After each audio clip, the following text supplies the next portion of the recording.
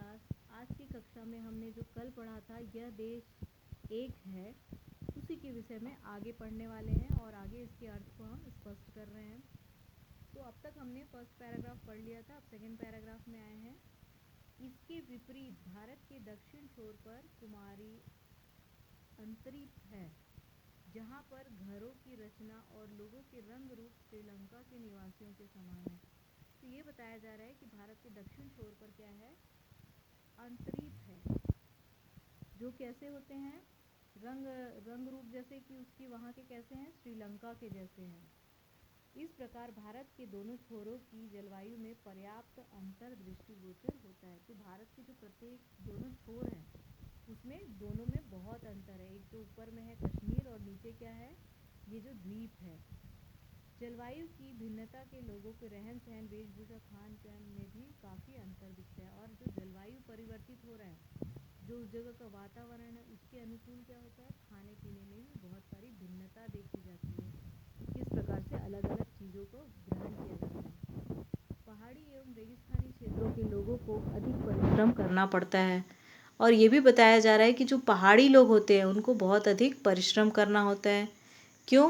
क्योंकि वो पहाड़ी लोग बहुत मजबूत भी हो जाते हैं, पहाड़ों में चढ़ना उतरना। तो उससे क्या होता है, वो बहुत ज़्यादा फुर्तीले भी होते हैं और उनको बहुत अधिक परिश्रम भी करना पड़ता है अपने पेट के लिए, अपने भोजन के लिए या धन प्राप्त करने के लिए।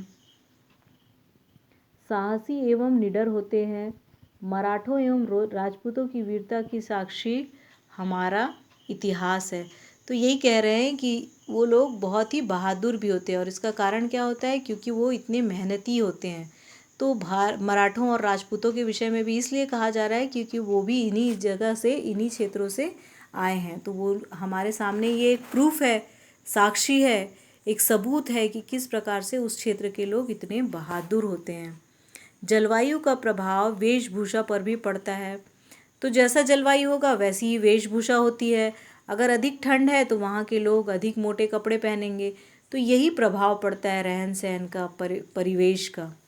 पर्वतीय भागों में अधिक ठंड पड़ती है। और ये भी कहा जा रहा है कि जो पर्वतीय भाग होते हैं वहाँ पे बहुत अधिक ठंड पड़ती है। अतः यहाँ के निवासी ऊनी वस्त्रों का प्रयोग करते हैं। तो यही है कि अधिक ठंड होती है इसलिए ऊनी वस्त्र पहनने पड़ते हैं। समुद्र तट के निकट बसे लोगों को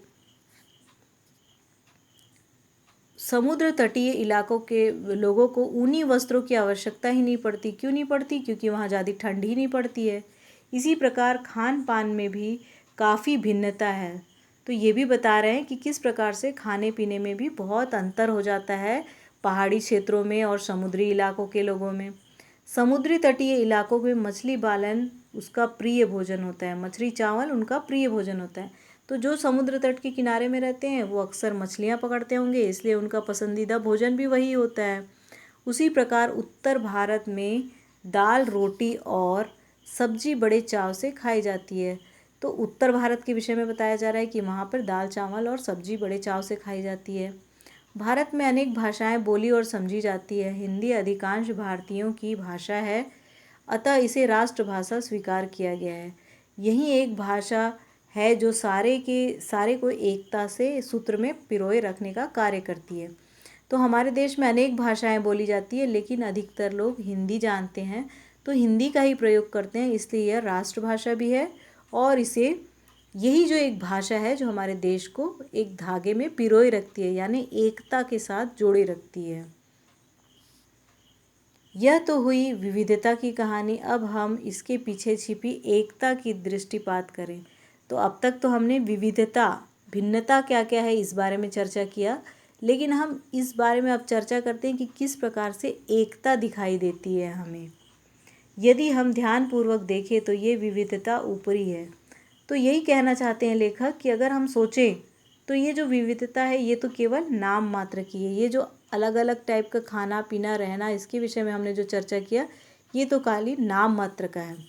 विभिन्नता में एकता भारत की विशेषता है। तो यही कह रहे हैं कि जो अलग अलग लोग हैं मिलकर रह रहे हैं जिस प्रकार से, यही तो भारत की विशेषता है।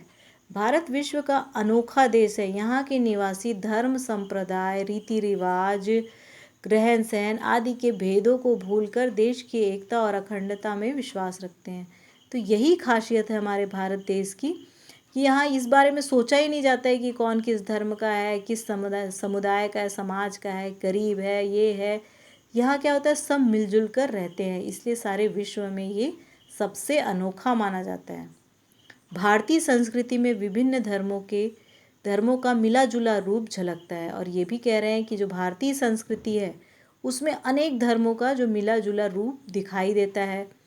चाहे हम भिन्न भिन्न भाषाएं बोलते हैं, किंतु इन भाषाओं के भीतर बहने वाली विचारधारा समान है। एक ही विषय को लेकर लेखकों को अपनी अपनी भाषा में साहित्य की रचना की है। भारत की अधिकांश भाषाओं पर संस्कृत का प्रभाव है। तो यही कह रहे हैं कि यहाँ की जो संस्कृति और सभ्यता है वो बहुत विकसित है। एक ही विषय को, एक ही साहित्य को लेकर अनेक साहित्यकारों ने रचना की है। तो हमारी एकता का उदाहरण है हमारे धार्मिक स्थल।